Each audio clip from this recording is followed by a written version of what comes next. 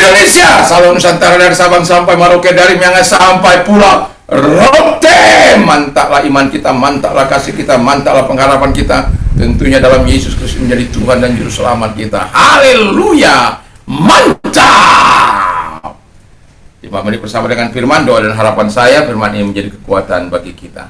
Mari kita tunduk kepala, biar setiap kami menghargai karunia-karuniamu dan melakukan sesuai dengan apa yang kau percayakan dalam hidup kami. Dalam nama Yesus, haleluya. Amin. Puji nama Tuhan. Saya akan membacakan Roma 12 ayat 4 sampai dengan demikian firman Allah 4 sampai 8. Sebab sama seperti satu tubuh kita mempunyai banyak anggota, tetapi tidak semua anggota mempunyai tugas yang sama. Demikian juga kita walaupun banyak adalah satu tubuh dalam Kristus, tapi kita masing-masing adalah anggota seorang terhadap yang lain. Demikianlah kita mempunyai karunia yang berlainan menurut kasih karunia yang dianugerahkan kepada kita. Jika karunia itu adalah untuk bernubuat, baiklah kita melakukannya sesuai dengan iman kita. Jika karunia itu untuk melayani, baiklah kita melayani. Jika karunia itu untuk mengajar, baiklah kita mengajar. Jika karunia itu untuk menasihati, baiklah kita menasihati. Siapa yang membagi-bagikan sesuatu, hendaklah kita melakukannya dengan hati yang ikhlas. Siapa yang beri pimpinan, hendaklah yang melakukannya dengan rajin.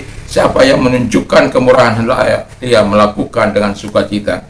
Puji nama Tuhan.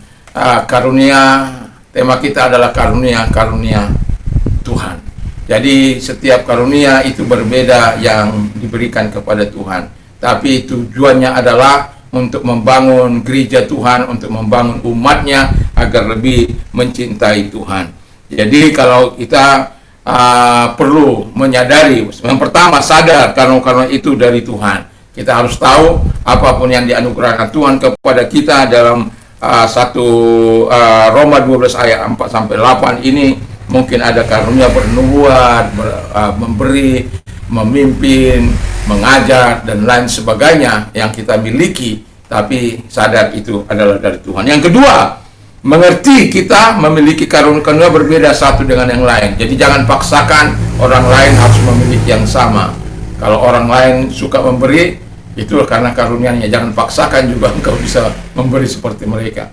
Itu sebabnya kalau kita lihat ada orang memberi dengan sukacita, dengan ikhlas, dengan berlimpah-limpah, itu karena mereka mempunyai karunia untuk memberi. Mungkin mereka tidak mempunyai karunia untuk memimpin. Tapi kalau orang mau memiliki karunia untuk memimpin, baiklah dia memimpin dengan rajin, atau menasihati, baiklah dia menasihati dengan baik. Jadi apapun karunia itu, kita tidak pernah sama. Yang ketiga adalah mengetahui siapa kita, do the best. Jadi kalau kita tahu bahwa kita hanya pinjaman alat Tuhan, jadi lakukan yang terbaik dalam hidup ini. Jangan sok-sokan, jangan sok hebat-hebatan, jangan siapa lo, saya hebat. Jangan, do the best, karena kita tahu siapa kita. Kita hanyalah jongos, hanyalah pelayan yang dipercayakan Tuhan untuk melakukan pelayanan itu. Puji Tuhan. Yang keempat dikatakan memberi karunia kepada pelayanan, bukan kepada kesuksesan. Jadi kalau kita diberikan karunia-karunia itu, kita harus memberikan karunia itu kepada pelayanan, bukan untuk kemanfaatan kita, bukan untuk kesuksesan kita, tapi untuk pelayanan kepada Allah. Karena dengan demikian kita menikmati segala hal yang baik, dan jemaat Tuhan menikmati segala karunia Tuhan itu. Mereka menikmati, kalaupun itu kita sebagai pengajar, orang merasakan sesuatu yang sangat luar biasa, yang dimana ketika Yesus mengajar para di khotbah di bukit itu, orang kagum, astonished.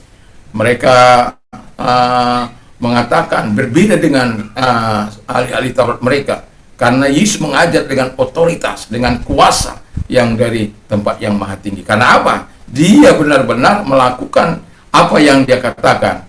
Banyak orang, banyak pengkhotbah hanya bisa mengatakan, tapi tidak bisa melakukan. Tapi Tuhan meminta kita sesuai dengan karunia yang dia berikan kepada kita, untuk kita bisa melakukan dengan benar. Apa yang kita katakan, itu yang kita kerjakan. Apa yang tidak kita katakan, jangan dilakukan. Ya, jangan, yang tidak kita lakukan, yang dilarang oleh Tuhan, jangan dilakukan.